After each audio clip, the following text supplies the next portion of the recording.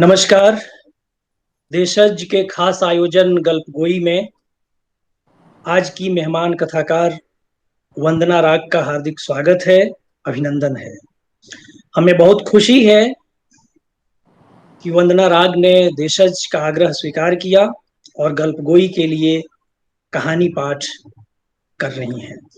मैं हार्दिक स्वागत करता हूं, अभिनंदन करता हूं आज की मेहमान कथाकार का। इस नई सदी के आरंभ के साथ एक तरह से स्त्री रचनात्मकता का विस्फोट हुआ, अगर यह कहा जाए तो अतिशयोक्ति नहीं होगी। आजादी के बाद नई के दिनों में जिस तरह से बड़ी संख्या में स्त्री प्रतिभा कहानी के क्षेत्र में आई थी, वैसा ही कुछ कुछ घटित हुआ 21वीं सदी के आरंभ के साथ। वंदना राग की पहली कहानी 1999 में मशहूर पत्रिका हंस में प्रकाशित हुई थी। तब से इनकी कहानियों का सफर जारी है। यूटोपिया, हिजरत से पहले और ख्यालनामा इनकी कहानियों की किताबें हैं। बिसात पर जुगनू इनका उपन्यास है। एक और खास बात जो अलग करती है इनको अपने समकालीनों से, वह है हॉब्सबम की मशहूर पुस्तक द एज ऑफ कैपिटल का पूंजी का युग नाम से इनका तर्जुमा।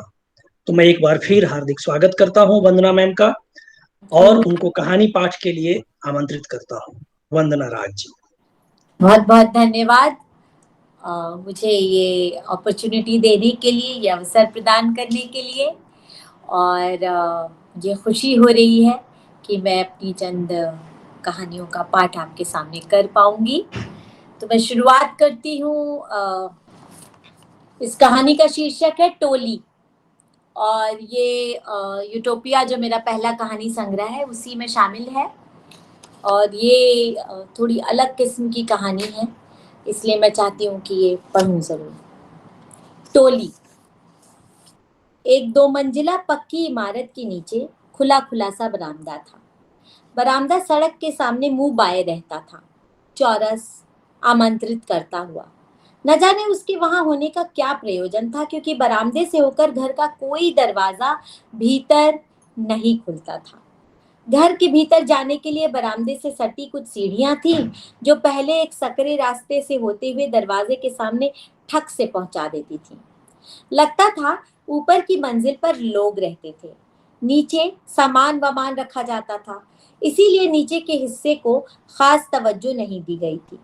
वही सीढ़ियों से लगा एक एसटीडी बूथ था, जिसका मालिक लेज के चिप्स और चीटोस के साथ कोक और पेप्सी भी रखता था। उस बूथ से सटी फिर कई इमारतें थीं, नीचे की सारी मंजिलें व्यवसायिक और ऊपर रिहायशी। सबसे पहले भागीरथी की नजर उस बरामदे पर पड़ी थी। वह इब्राहिमपुरा, पीरगेट और चौक बाजार में धंधा करता था। उसका धंधा गतिशील था। उसे अपने धंधे की गतिशीलता से बाकदम दौड़ लगानी पड़ती थी। कई बार दिन भर चलना पड़ता था, कई बार बैठते वक्त ठिकाना बदलना पड़ता था, और सोने के लिए नित नई छप्पर की छां तलाशनी पड़ती थी। बचपन से उसकी वही स्थिति थी, बस वेशभूषा में अंतर आ गया था। बचपन में बच्चा, लड़कपन में लड़का, और आज प्रौढ़ावस्था में साधु बाबा लगता था वह। बड़ी खिचड़ी दाढ़ी, छाती तक झूलती हुई, लंबे बाल तेल लगाकर जतन से पीछे डोरी से बंधे हुए, मोटा सफेद कुर्ता और मोटी औरस चौरस धोती। कंधे पर तहकर जमाई हुई रामनामी के साथ जब लाल त्रिपुंड माथे पर हाहाकार करने लगता, तो वह पूरा का पूरा बच्चों की किताबों में अंकित साधु बाबा की नकल लगता, जो मौसम की तरह मिजाज बदलने में भी माहिर होता है। 9 रसों के सारे रस उसकी मुद्राओं से झलकने लगते। वह एक चतुर चितेरा था, आदर्श और पूरा। लड़कपन से अभ्यास करते करते मिजाज मुद्रा प्रदर्शित करने में एक चालाकी पनप गई थी। वैसे इसके अलावा उसके पास कोई चारा भी नहीं था। उसके धंधे की मांग ही ऐसी थी। उसका धंधा जो अनंत काल से चला आता था, अपने आप में जरायाम और तिरस्कृत, समाज के नासूर के रूप में चर्चित और बहिष्कृत, निहायत एकाकी और वनैला। भागीरथी के लिए मगर उसका धंधा प्राणों से प्रिय और बेहद अपना। बचपन से जिसका आदि हो तन और मन, उसका तनिक भी विस्थापन अपने में से संभव नहीं।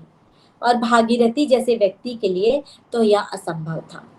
वह कड़ियल था, जिद्दी था और थेथर होने की हद तक बेशर्म, मगर साथ ही साथ वह आनंद से था, परम आनंद से। उसके अपने तन और मन की अपने धंधे द्वारा प्रदान की व्यवस्था अच्छी थी। उसे अपना धंधा अच्छा लगता था। उसे अपने त्रिपुंड का हाहाकार अच्छा लगता था। उसे अपनी रामनामी की माया अद्भुत लगती थी। आने जाने वालों की नजरों से जब उसकी नजरें टकराती थी तो उसे रोमांच उठता था। और जब उसके सामने पसरी एल्युमिनियम की थाली पर सिक्के झन्नाटेदार संगीत के साथ जुगलबंदी स्थापित करते थे तो वह अध्यात्म की परम अवस्था में पहुंच जाता था। आज के खाने पीने का इंतजाम हो गया। उसका रोया रोया चीखने लगता था। अब पाए गए पैसों को ठिकाने लगाना था। सब लोग कर्फ्यू माता मंदिर के बाहर बैठने वाले उस भिखारी को अच्छी तरह से पहचानते थे, जो अपने निहायत निजी क्षणों में अपने को भिखारी बाबा नहीं अपितु भागीरथी बुलाना पसंद करता था। उसी भागीरथी की नजर जब उस खुले खुले बरामदे पे पड़ी तो उसकी आंखें चमक गईं। वैसे तो देखने में बरामदा नाबाद लगता था, पर हमेशा यही आलम रहता होगा, इसकी गारंटी सुरक्षित करने के उद्देश्य से उसने हफ्ते भर उस बरामदे पर नजर रखने की सोची। जब हफ्ते भर तक वहां लंगड़े मरियल कुत्तों के पूंछ फटकार कर गुड़ी मुड़ी होकर सोने के अलावा किसी तीसरे प्रकार के प्राणी की आमद नहीं हुई तो भागीरथी आश्वस्त हो गया। सड़क के डिवाइडर पर बिताई गई रातें खाली बरामदे द्वारा प्रस्तुत की गई संभावनाओं के आगे अब तंग करने वाली प्रतीत होने लगी। उसे याद आने लगा, कभी ठंड ज्यादा होती थी, कभी बारिश बेईमान हो जाती थी। वैसे उसके लिए अब ये सब बड़ी बातें नहीं थी। ये सारी प्राकृतिक अड़चनें उसे अपने और प्रकृति के साथ होने का संयोग मात्र लगती थी। इससे उसे कोई खास उज्र न था, पर यह तो था ही कि कोई आसानी से उपलब्ध छां अगर मिल जाती तो कुछ रातें जरूर आराम से कट जाती। और साथ ही साथ छां का धंधे के नजदीक होना एक अनुकूल स्थिति उत्पन्न करता था। अब उसे रात की निश्चिंतता के साथ साथ दोपहर का सिएस्टा भी नसीब होने लगा था, अर्थात दोपहर के भोजन के बाद एक लंबी खर्राटेदार नींद। एक दिन भरी दोपहरी को ग्राहकों से लस्त पस्त चौक के पास कर्फ्यू माता मंदिर के बहुत पास उस बरामदे में भागीरथी अपना बोरिया बिस्तर गट्ठर शट्ठर ले स्थापित हो गया। खेत में लावारिस पड़ी देवता की मूर्ति समान मंदिर में स्थापित और प्राण प्रतिष्ठित लगता था। घर में कोई मालिक वालिक नहीं, सब के सब किराएदार थे, सो बरामदे के भ्रष्ट और नष्ट होने के ख्याल से चिंतित नहीं दिखते थे।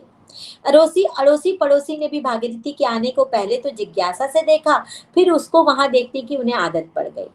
किसी ने भी उसे वहां से बेदखल करने की कोशिश नहीं की।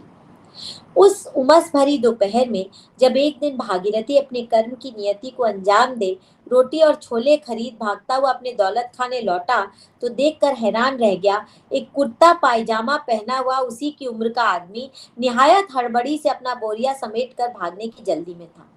उसने धम्म से अपना सामान बरामदे के कोने में पटका और कड़का, क्यों, कौन है तू, यहाँ क्या कर रहा है? बोरिया समेटने वाला इससे डर गया और बिना कुछ बोले अपना बोरिया कांख तले समेटकर तेजी से बरामदा पार करने लगा। लंबे चौड़े कौड़ियाले भागीरथी से बचना इतना कहाँ आसान था। कूद कर कंधा कस के पकड़ दाब लिया, बोल वरना यही चित करता हूँ। मी मी मी पजामा कुर्ता में मियाया, मुसद्दी नाम है, अब नहीं आऊंगा यहाँ। खाली जगह देखी तो थोड़ा सो गया, अब नहीं। क्यों, बाहर गांव से आया है? हाँ, मुसद्दी ने सिर जल्दी जल्दी हिलाया, दूर गांव से आया हूँ। अच्छा, भागीरथी ने उसे ऊपर से नीचे तक घूरा, सब ठोक बजाकर देख लिया तो बोला, बहुत गरीब तो लगता नहीं है तू, कपड़े भी साफ है तेरे, पैसे तो कुछ कमाता ही होगा। ठीक है, रह जा यहाँ कुछ दिन, पर रोज 5 रुपया देना पड़ेगा, रहने का किराया समझ। भागीरथी की चालाकी का शिकंजा कसने लगा। मुसद्दी करता क्या ना करता, बाबा के तेज के सामने औचक धंस गया। वापस बोरिया खोल बरामदे के बाहरी सिरे पर भागीरथी के जान माल की सुरक्षा हेतु नियुक्त चौकीदार समान पड़ गया। भागीरथी अपनी इस जीत पर मुस्कुराया। ₹5 की इस बंधी बंधाई आय से रात के 2 घूंट के इंतजाम होने के आसार बन रहे थे। उसके लिए तो आज का दिन जय सिया राम हो गया था। भागीरथी ने अपने दिनचर्या से मुसद्दी को परिचित करवा दिया। नहाए धोए बिना 2 दिन से ज्यादा गुजारा नहीं। हर दूसरे तीसरे दिन ये दिल से नामंजूर प्रक्रिया अपनानी ही पड़ेगी। कपड़े चूंकि एक ही जोड़े तो हैंडपंप पर नंग धड़ंग बैठ उनके सूखने का इंतजार भी करना होगा। हो सकता है उस दिन कमाई आधी हो, पर चीकट साधु बाबा आज के युग में पैसे नहीं बटोर पाते। कुछ त्रिपुंड के हाहाकार से मेल खाता परिधान का चमत्कार भी होना चाहिए। खाना दोपहर को मंदिर बंद होने पर कालू के ठेले से खरीद कर खाना, रात को भट्ठी के अड्डे से पौवा भरकर शीशी में लाना, और फिर जय सिया राम। अब अगली सुबह तक न होश न सपने। मुसद्दी आज्ञाकारी नौकर समान भागीरथी के क्रियाकलापों की प्रत्याशा में जीने लगा। वह भागीरथी की ओर ताकता और उसकी भावों की प्रत्यंचा में सधे अपने आदेशों को पढ़ लेता। ज्यादातर शामों को भागीरथी के ₹5 अदा करता था। जिस दिन नहीं कर पाता रिरियाता, असफल दिन का ब्यौरा पेश करने को व्याकुल हो जाता, पर भागीरथी उसकी एक न सुनता, धुन के रख देता। जब प्रेत ने एक दिन ये नजारा अपनी आंखों से देखा कि दबंग भागीरथी डरपोक मुसद्दी को डपट रहा है और पड़ोसी दुकानदार लुत्फ उठा रहे हैं, तो उससे रहा नहीं गया। वह बरामदे के सामने खड़ा हो अपनी देसी और अफीम से मिली बनी आवाज में चिल्लाया, अबे साले कमजोर को छेड़ता है, रैकेट बना रखा है, तेरे बारे में सब जानते हैं। भागीरथी और मुसद्दी के इस गोपनीय समझौते पर एक अजनबी के बोल उल्कापात से थे। वे डगमगा गए। भागीरथी ने नफरत और शक से मुसद्दी की ओर देखा। मुसद्दी समझ गया, उसे मौखिक जुबान की आवश्यकता नहीं थी। सवाल था, क्यों बे, पैसे वाली बात से गद्दारी की क्या? मुसद्दी उठकर खड़ा हो गया और जवाब में चीखा, कौन है बे? ये हमारा आपस का मामला है, तू कौन होता है बीच में बोलने वाला? भाग नहीं तो टांगे तोड़ दूंगा, साला दो कौड़ी। मुसद्दी के इस शौर्य भरे प्रदर्शन पर आस पड़ोस इकट्ठा होने लगा। ललकार थी भाई एक कुख्यात डरपोक की। भागीरथी भी डरपोक का ये रूप देख एक बार असंतुलित हो गया, खड़ा हो गया मुसद्दी के साथ। अब तो मुसद्दी और चौड़ा हो गया, अड़ोस पड़ोस छेड़ने लगा, चुहल करने लगा, चलो हो जाए, देखो कौन है ये, चल साला, वाह वाह। भागीरथी जैसे अकेले भिखारी के पक्ष में एक पूरा आदमी खड़ा हो गया था। क्या मजे की बात थी। ओ हिक हिक नाम पूछता है मेरा, साला मालूम नहीं जाटव बोलते लोग मेरे को। हिक हिक मरा ढोता हूँ साले, तुझे ढोने की बारी आज। ढोंगी बाबा की फटकार खाता है रोज, चल आज ही फेंकू तुझे मरा कहीं का। चुप। अब के भागीरथी गर्जा, एक पड़ेगा तो अधमरी बॉडी यहीं नाले में लौट जाएगी, नंगा कहीं का फिंची, एक बार में ही चकनाचूर हो जाएगा, भाग यहाँ से साला प्रेत कहीं का। बस उसी दिन से जाटव, जो उसका नाम नहीं जाती थी, का नाम प्रेत पड़ गया। अधनंगा शरीर, नीचे फटी काली फुल पैंट, जो उसके शरीर के रंग से एक सार हो एक हवा में झूलते प्रेत की इमेज गढ़ती थी, पर प्रेत नाम एकदम नाप के कसे हुए जूतों समान फिट हो गया। एसटीडी बूथ का 18 वर्षीय नौकर किशोर इस नामकरण पर खूब हंसा। अरे बाबा देखो तो, पी पी के फूंक सरकी हुई है, फिर भी सीने के नाम पर ढांचा फुलाकर अटैक कर रिया है। प्रेत ही सही, सही का प्रेत। भले ही नशे की मार से प्रेत पूरा पिटा था, फिर भी उसे एक क्षणिक लम्हे में उसे अपने को एक नाम द्वारा नवाजा जाना भला सा लगा। नाम यानी भीड़ के बीच एक अलग व्यक्ति के तौर पर पहचान, वरना आज तक तो वह जाटव था, मरे जानवर ढोने वाला, अपनी जाति का प्रतिनिधि। कुछ लोग इस दलील पर शुबा कर सकते कि इतने पिए पाए गुरबा गलीज को क्या ऐसी बातें तंग करती होंगी कि उसका आज तक कोई नाम नहीं था और उसका भी एक नाम होना चाहिए। पर पहचान की इस बेचैनी की बात खुद प्रेत ने उद्घाटित की एक रात, जब वो भागीरथी और मुसद्दी से दोस्ताना गांठ चुका था, यानी कि इस घटना के कई दिन बाद। क्यों? किशोर एक दिन भागीरथी को छेड़ता बैठा था, उस प्रेत के दर्शन हो रहे हैं कि नहीं? हाँ हाँ हाँ, भागीरथी बादलों की तरह कड़का, बच्चा है, बाबा के चरणों से दूर कैसे रह सकता है? अरे बाबा तुम तो वाकई पहुंचे हुए हो, कितना लोगे उसको यहाँ से रहने का? अरे हट, वो यहाँ क्यों रहने आएगा, अफीमची है, बड़ी बाड़ी के बाहर पड़ा रहता है, कब्रिस्तान के सामने ठिकाना है उसका, बस यहाँ थोड़ी मौज करने आ जाता है, पीने खाने के बहाने। अपनी शीशी का बचा पानी मिला के दे देता हूँ उसे, मांग मूंग के यहाँ वहां से इतना पी के पहले से आया रहता है कि 2 घूंट में ही तृप्त, और हमारा भगत। अच्छा, किशोर का मन उन दो घूंटों की छटाक भर कल्पना पर ललचाने लगा। उसे ऐसे कड़क बाबा से किसी के प्रति ऐसी उदारता की उम्मीद नहीं थी। फिर भी बोल पड़ा, कभी हमें भी। किशोर तब तक एसटीडी बूथ का मालिक गरजा और किशोर अपने वेल डिजर्व ब्रेक के बाद वापस काम पर चल दिया। अब पड़ोस देखने लगा था, हर दोपहर 3 लोग उस बरामदे पर बैठ खाना खाते थे और रात गए गाली गुफ्तार करते हुए कच्ची शराब का लुत्फ उठाते थे। आपस में मारामारी भी होती थी और लगभग रोज प्रेत बरामदे के सामने वाली सूखी नाली में बेहोश पड़ा हुआ मिलता था। वैसे फितरतन मुसद्दी और प्रेत लापरवाह थे, भागीरथी की तरह चौकस और सजग नहीं। उनका बस चलता तो भागीरथी के बनाए जिंदगी के सारे नियम तोड़ वहीं बरामदे पर मक्खी भिनभिनाने की हद तक पसरे रहते। न नहाना, न धोना, न काम पर जाना। पर यह संभव नहीं था। एक तो बसे बसाए मोहल्ले में रहते थे जहां दुकानदार रहते थे, दूसरे उनकी जिंदगी पर भागीरथी का कंट्रोल था। लिहाजा अपनी मूल प्रकृति से लड़ते हुए वे एक दूसरे की जिंदगी जीने को मजबूर थे, मगर समझ न आने वाले बंधनों से जकड़े हुए भी। शुक्रवार की दोपहर जब भागीरथी बहुत देर तक मुसद्दी का इंतजार करता रहा, मुसद्दी नहीं आया तो उसका माथा ठनका। कहीं चोर वोर तो नहीं धरा गया? वैसे भी बाहर गांव का था, कहीं भाग तो नहीं गया? परेशान हो सबसे पहले भागीरथी ने अपने आसपास देखा, अपने पैसे गिने, सब ठीक ठाक थे। 1000 1000 रुपए जमा हो चुके थे। फिर वो मुसद्दी की वह मुसद्दी जो रोज भुक्खड़ की तरह खाने पे टूटने को उतावला रहता था, वह रह कहाँ गया आज? अभी थोड़ी ही देर पहले मंदिर में किसी ने बूंदी चढ़ाई थी, भीख में उसे भी मिली थी। रोटी के साथ वही खाने का मन था उसका। लालसा बांध तोड़ रही थी। खाने पर टूटा भागीरथी पर चूंकि मुसद्दी के साथ लड़ झगड़ के खाने की आदत हो चुकी थी, सो न बूंदी मीठी लगी न रोटी पेट भरा। अनमने ढंग से निकल पड़ा मुसद्दी की तलाश में। मोती मस्जिद के पास चलते चलते उसे दोपहर की नमाज अदा कर लौट रहे झक सफेद कुर्ते पायजामे का रेला नजर आया।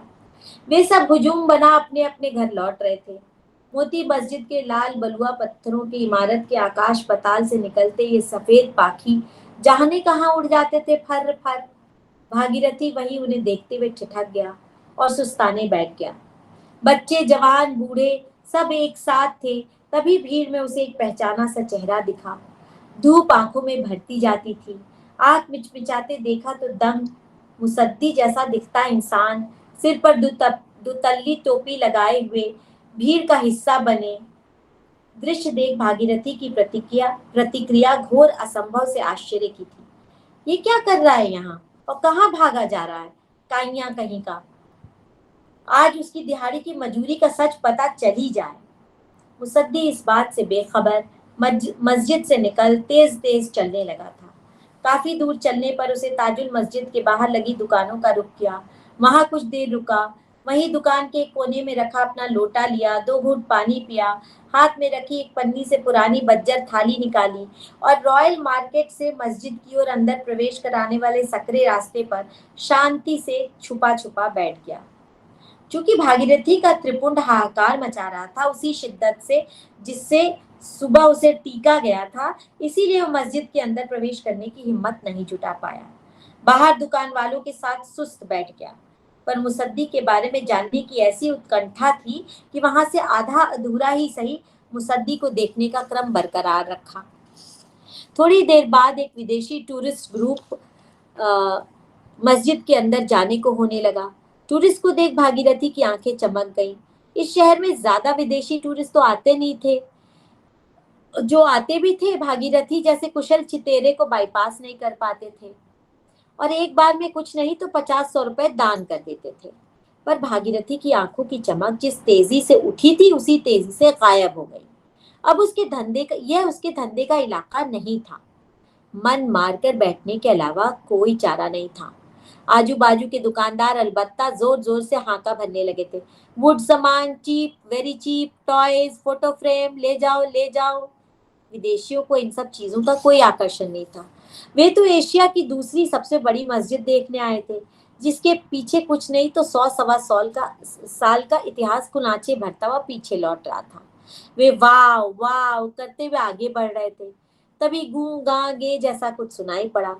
भागीरथी ने गर्दन सिकोड़ देखा मुसद्दी ही था। अपने हाथ पैर अजीबो गरीब ढंग से हिला हिलाकर, आंखें पपोटों में पीछे धकेल कर, कंधे अंदर बाहर कर, मुंह से फेन जैसा कुछ निकालते हुए।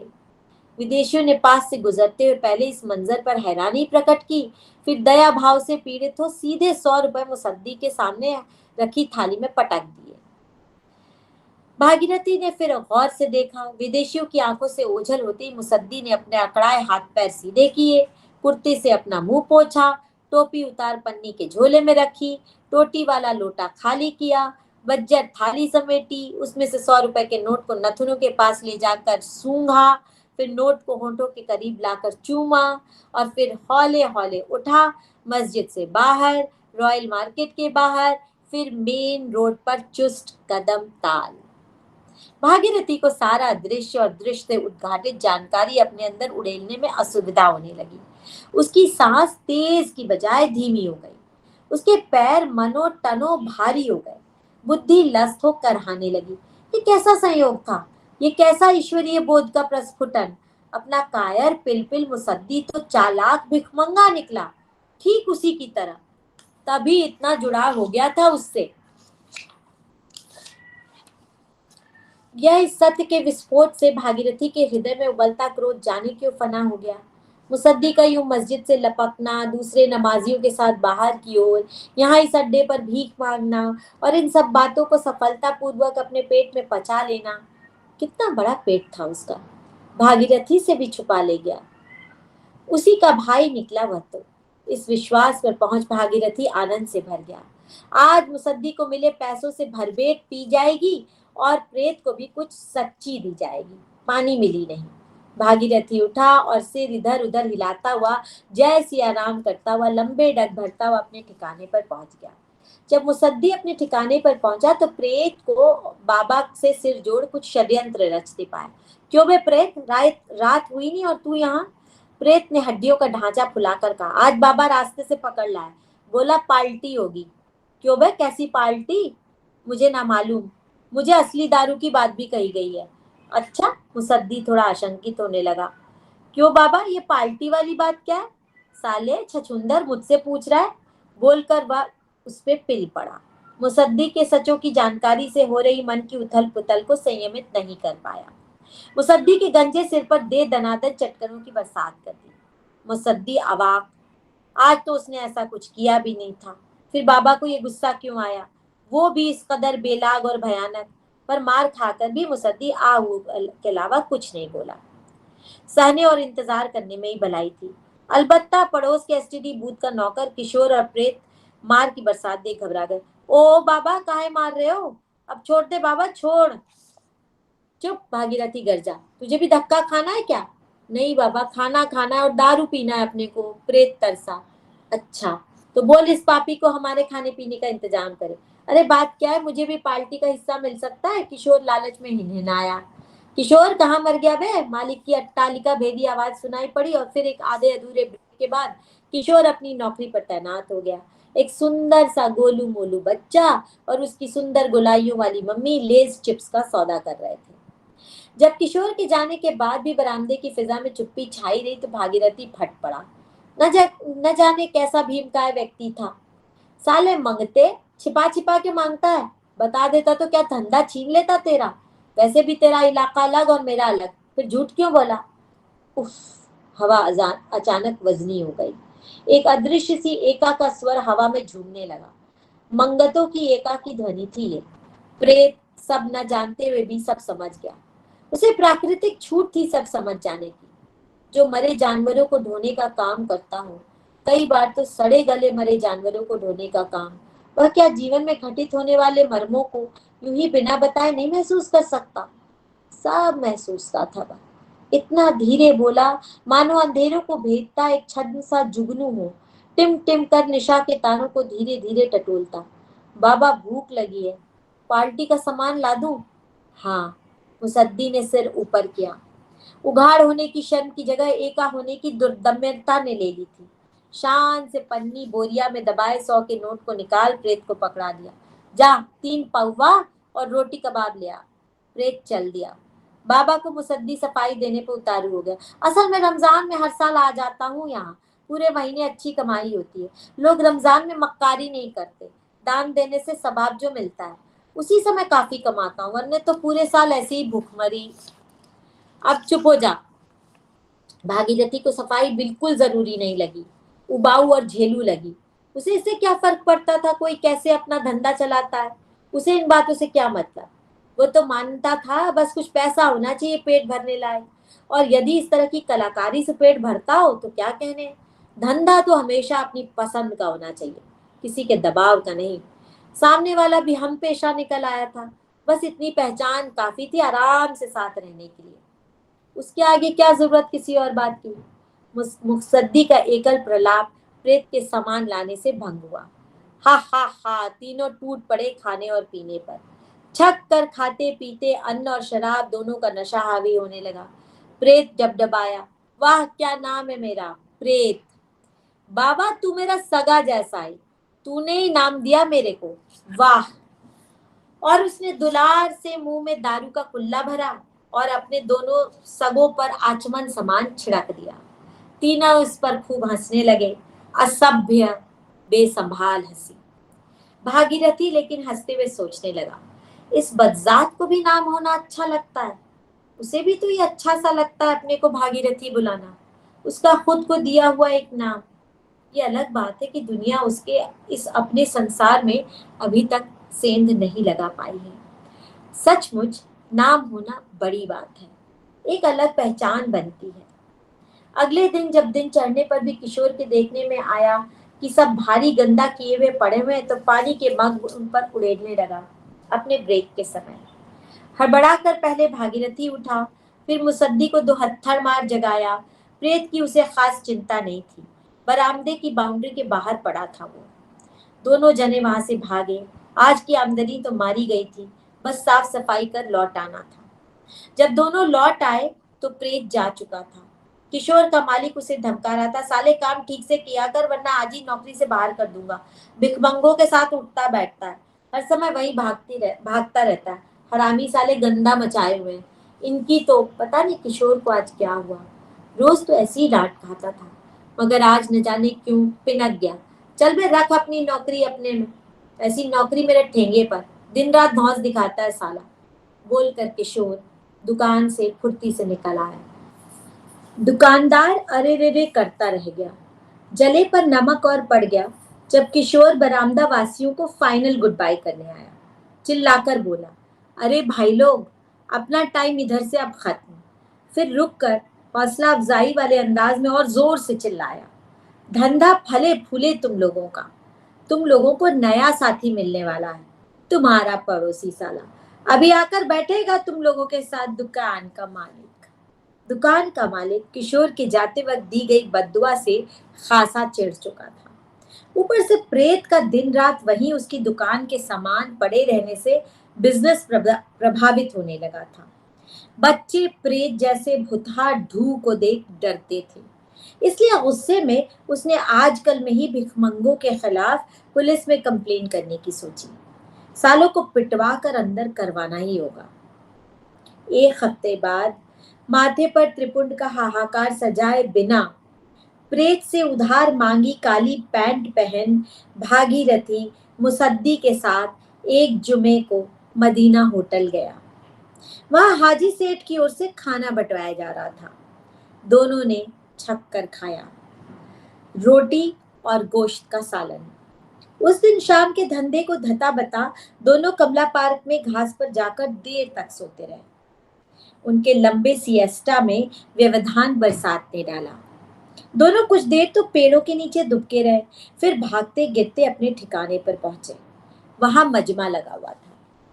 उनका बोरिया गट्ठर शट्ठर अनाप शनाप ढंग से फेंका जा चुका था। एक हवलदार लाठी से गोद गोद उनके सामानों की तलाशी ले रहा था। एसटीडी बूथ का मालिक डंडे से प्रेत की मरम्मत करने को हवलदार को उकसा रहा था। प्रेत दो सिपाहियों के बीच घिरा पूरा फंस चुका था। हवलदार पर काला का रूप धरे चीख रहा था, साले माँ के कहीं भी जमा हो जाते हैं। अब भिखमंगों के रैकेट का भी पर्दाफाश करो। काम धंधा करते नहीं, हमारा काम बढ़ाते रहते हैं। हट्टे कट्टे साले मुफ्तखोरी की आदत पड़ी है। हराम खारों हराम खोरों को ले साला। और दनादन प्रेत पिटता रहा। दूर से मुसद्दी और भागीरथी देखते रहे। जब प्रेत के मुंह हाथ कान से खून बहने लगा तो हवलदार ने अपने हाथ रोके और सिपाही को इशारा किया, हटाओ इसे मेरी नजरों के सामने से। सिपाही ने सड़क पर प्रेत को घसीटते हुए दूर दूसरे किनारे खड़ी जीप में पटक दिया। प्रेत की हालत देख भीड़ इधर उधर छंटने लगी। सारा खेल खेला जा चुका था, सिलसिलेवार, अद्भुत, स्मरणीय। धीरे से दुकान का मालिक कोक की बोतल हवलदार साहब को पकड़ा रहा था। थक गया था पूरी वर्जिश से वह। हाँ भाई, और बाकी लोग जैसे दिखाई दे खबर करना। इस जगह को साफ नहीं किया तो अपने बाप का नहीं। जी जी करता दुकानदार अपनी सफलता पर फूला नहीं समा रहा था। लग रहा था पूरी दुकान भेंट चढ़ा देगा इस देव पुरुष को, जिसने बाजू से महकती बहकती गंदगी आधी साफ कर दी थी और आधी साफ करने को उतना ही उत्साहित था। मुसद्दी और भागीरथी की हिम्मत नहीं हुई अपना बचा खुचा सामान उठाकर लाने की। सामने मुस्तैद रहने को एक सिपाही को बोल हवलदार चलता बना था। ध्यान रखना, कहीं दिखाई दिए साले तो हड्डी तोड़ देना। बीच रात जब लगा ड्यूटी पर मुस्तैद सिपाही कुछ ऊँगता सा दिख रहा है तो अपना अज्ञातवास से बाहर आए भागीरथी और मुसद्दी। पहले अपना बचा फिका सामान देखा, थाली गिलास मिला, टाट पट्टी कुछ, बस गठरी मोटरी कुछ नहीं। जो मिला उसे ही हाथ लगाया और भागते भागते भी प्रेत के जमे खून पर नजर पड़ गई। एक क्षण को वो छिटके। खून रिस रिस थक्के बन कई प्रजातियों के मच्छर मक्खियों की देवस्थली बन चुका था। वे सब वही भजन गाते पूजा में लीन दिखे। मुसद्दी के गले में मदीना होटल का गोश्त कबड्डी खेलने लगा। औक औक की तीखी आवाज के साथ विजयी गोश्त के टुकड़े वहीं प्रेत के खून के निकट विराजमान हो गए। आवाज ने उनके सिपाही की चेतना में जान प्रवाहित कर दी। है कौन साले, बोलता हुआ वह अपने तेल पिलाए डंडे को ले आवाज की दिशा में दौड़ा। डंडे का निशाना मुसद्दी का सिर था। धड़ाम। दाईं आंख के ऊपर का हिस्सा चाक लगे लाल तरबूजे समान खुलकर और प्रहारों के लिए आकर्षित करने लगा। भागीरथी हाथ में जान लिए दौड़ा। मुसद्दी सिर दबाए उसके पीछे। सिपाही ने अपने तैनात इलाके से बाहर जाते उन्हें देखा और इत्मीनान की सांस ली। अच्छा हुआ भाग गए साले। अब बीच रात कौन भागा दौड़ी करे। सुबह साहब को बता दिया जाएगा, आए थे साले रात में खदेड़ कर भगा दिया। लॉकअप में क्या डालो सालों को, टुच्चे भिखमंगे। अपना लॉकअप भी गंदा होगा। बहुत दूर न जाने कब तक भागते भागते दोनों मंगते रुके एक जगह। एक गड्ढा था वहां पानी भरा। वहीं के पानी से सिर धोया मुसद्दी ने। दर्द से बिलबिलाते बोला, इलाका बदलना होगा, उधर कहीं और चला जाता हूँ, शहर के और अंदर। भागीरथी कुछ न बोला। उसने 1100 क्वार्टर एरिया के मंदिर के बाहर डेरा डालने की जुगत सोची। वह बिल्कुल भी अव्यवस्थित नहीं था। उसे अपने भीतर निरंतर उगते चमत्कारों पर विश्वास था। उसे प्रकृति के साथ सामंजस्य पैदा कर चलना आता था। पर विस्थापन के साथ विघटन की डरावनी पीड़ा डरपोक मुसद्दी की आंखों में तैर गई। खुदा हाफिज, जय सिया राम, अल्लाह के नाम दे दे, राम जी तेरा घर भरा रखें। दोनों की शायद अंतिम बार आंखें टकराईं और दोनों के रास्ते अलग हो गए। लाहौल बिला कुव्वत। खुदा जी ने हंसते हंसते राम जी को गले से लगा लिया। प्रेत छाया दूर खड़ी खड़ी मुस्कुराती रही। इस कहानी का यही अंत होता है। बहुत शुक्रिया मैम। मुझे पूरी उम्मीद है कि देशज के श्रोताओं को, दर्शकों को आपकी कहानी पसंद आएगी। मैं आपकी कहानी के दर्शकों से आग्रह करूंगा कि वो अपने विचार और अपनी टिप्पणी और अपने सवाल कमेंट बॉक्स में लिखकर भेजें। ऐसे सवालों की सूची थोड़ी बड़ी हो जाएगी तो हम लोग एक बार फिर आपसे आग्रह करेंगे उन सवालों पर अपनी बात रखें। बहुत बिल्कुल, शुक्रिया। बिल्कुल। आपका भी बहुत शुक्रिया।